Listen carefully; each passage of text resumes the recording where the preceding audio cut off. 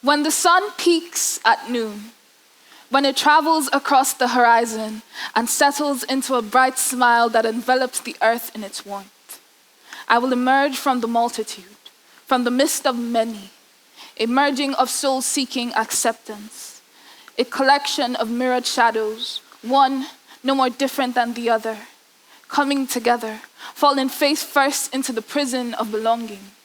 From its dreary depths, I will arise, unshackled, singular, sunlight kissing the darkness away, blistered feet stepping out of the shadows and into myself, my essence restored, my hunger a thing long forgotten. I will raise my voice above the tumult and declare that I am. Simply, I am. I struggled with my identity and individuality for a very long time. That is what inspired that poem. It was a way for me to say, hi, my name is Muna, and this is who I am, regardless of what anyone might think of it. The more I opened up with my struggle with identity, I found that many people could relate to what I was feeling, meaning that this big, scary, secret problem that I had was actually pretty common, especially amongst young people. Yes, self-discovery is a part of growing up, becoming your own person, but it can also be more daunting than many of us care to admit. So this is me admitting it. As you can probably tell, I'm a poet. I've been writing poetry seriously for about 3 years, but I've always been a storyteller. One of the first stories I ever told was about myself. And in that story, I was an 11-year-old tomboy in a new school. Now, the full story, which I never told anyone, is I was a scared little girl with practically no friends and a disability people like to make fun of for some reason. I was and am visually impaired, which comes with its challenges, like having to be helped upstage so I don't fall in front of 100 people. It's fine, you can laugh at that.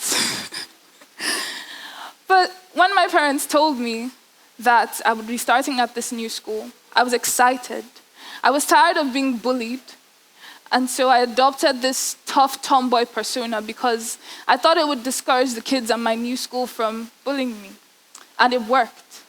But after a while, I dropped the tomboy act. Though the teasing had more or less stopped, I was still lacking in the friend department, and I thought that a new persona would be the perfect solution to this. I continued to tweak my character, adding on traits I thought would make me more likable, such as pretending to like sports and video games, keeping up with pop culture conversations, even learning the words to all the popular songs. I'm sure on a good day I can still remember how to sing Thinking Out Loud by Ed Sheeran, but I'm not going to try. And again, it worked. I seemed to have more interesting things to talk about. People seemed to like me more. I had friends, and all it cost me was time.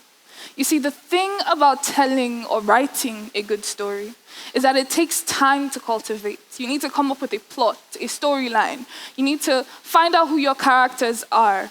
What are their likes, their dislikes, their motivations? You need to do some research, get your facts straight. Make sure that this story you're telling is not only believable, but realistic.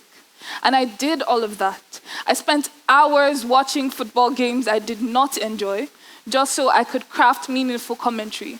Oh my gosh, did you guys see the goal that Neymar scored yesterday? Right now, I don't even know what team Neymar plays for.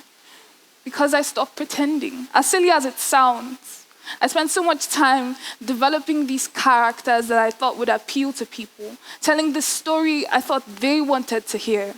And that was the problem. All that time I spent perfecting these numerous personas was time taken away from my self-discovery. I lost myself in these stories. I couldn't separate the values and interests that I adopted for the story from my actual values and interests. But I thank God for poetry. Poetry was and is a big part of my journey to self. It was the first interest I adopted because I wanted to, not because anyone else found it interesting. When I decided to step into myself, I had trouble untangling that web, trying to tell a story that was actually about me, a story where I was the main character. And poetry helped me do that. I found community with poetry. The thing that many young people can fail to recognize is that we are all connected. The thread of human experience ties us together in one way or another, meaning that regardless of your interests, background, value, there is always someone out there who can relate to you. So my point is, your life is your story, and you deserve to play a leading role in it, to be the main character. You decide what is important to you, what interests you, what influences your actions and your decisions. Please do not do yourself the disservice of trying to force yourself to fit in a space you don't belong. Instead, spend that time finding your own place. And if you feel like you can't find a place, create one. Your people will find you. So I leave you with this. Tell your story as it is, as you are. There will be always someone who is willing and ready to read it. And if you ever feel lost or unsure of who you are, I want you to take a moment, take a deep breath, and repeat after me. I am enough. I am. Simply, I am. Thank you.